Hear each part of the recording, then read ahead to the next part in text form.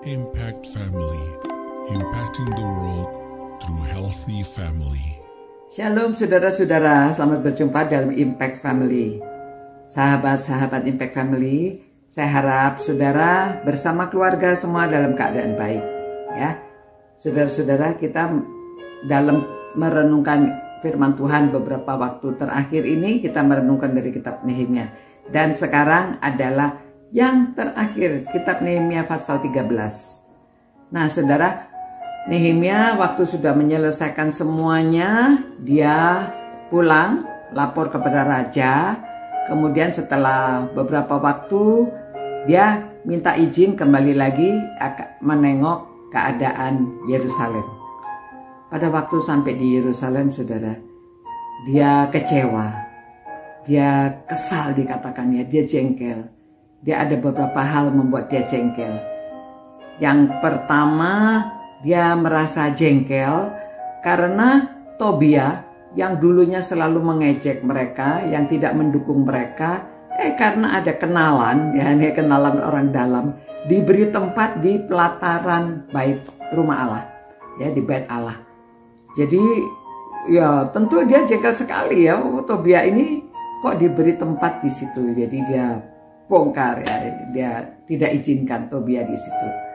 Lalu dia lihat lagi bahwa orang-orang itu dulu sudah berjanji tidak akan menikah dengan bangsa yang di sekeliling ya, yang di luar, yang tidak kenal Tuhan. Akhirnya mereka saling menikah laki dengan orang-orang di luar, orang-orang di luar dengan ya. Jadi mereka sudah berlaku agak semaunya begitu ya.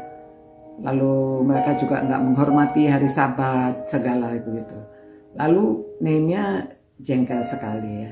Dia marah dan mereka lupa akan janji-janjinya. Dia beritahu, aduh kamu kan sudah tahu, dulu aja Raja Salomo itu karena menikah dengan orang-orang yang tidak bertuhan, membawa berhala, akhirnya sampai dia jatuh dalam dosa. Walaupun dia adalah raja yang paling dikatakan bijaksana, anaknya Daud ya, tapi pada akhir hidupnya dia jatuh dalam dosa karena menikah ya banyak istrinya, dan istri-istrinya membawa berhala, membujuk dia, akhirnya dia juga ikut. Itu sebabnya saudara, dia larang menikah dengan orang yang tidak seiman itu supaya tidak dipengaruhi ya, supaya tidak dipengaruhi, akhirnya mereka meninggalkan Tuhan. Nah, di sini saudara kita harus belajar ya. Memang yang pertama, kalau tidak ada pemimpin, rakyat itu kacau. Dan itu sebabnya menjadi orang tua kita mengajarkan anak untuk tetap takut akan Tuhan. Jadi pada waktu orang tua mungkin sedang keluar, orang tua pergi berusaha atau keluar kota, anak tetap takut akan Tuhan, hormat akan Tuhan, dan melakukan segala sesuatu seperti untuk Tuhan. Begitu juga kalau di kantor, karyawan, bos tidak ada, karyawan yang takut akan Tuhan itu dia akan tetap bertanggung jawab dan melakukan tugasnya dengan baik. Karena dia lakukan bukan untuk manusia tetapi untuk Tuhan. Kalau orang yang takut akan Tuhan, ya. Jadi hati-hati juga di sini. Ditekankan juga di Nehemia ini supaya menikah itu dengan orang yang sama-sama di dalam Tuhan ya, supaya tidak dipengaruhi sehingga dia jauh dari Tuhan ya.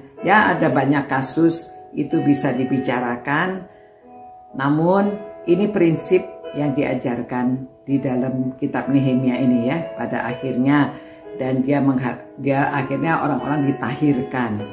Ya, memang dia marah sampai dia pukul, ada yang dipukul, ada yang dicabut rambutnya, menakutkan sekali dia marah karena dia orang yang taat sama hukum, tidak tahan sama orang yang tidak taat sama hukum ya. Tetapi saudara, mereka akhirnya semuanya mengerti, bertobat, dan mereka kembali kepada jalan Tuhan. Nah saudara-saudara, akhirnya Nehemia ingatkan, ya Tuhan ingatlah pada saya gitu ya, untuk selamanya. Kalau di sini dikatakan untuk kesejahteraan dia. Namun saya baca dari kitab yang bahasa Inggris mengatakan bahwa remember me, oh my God, for good.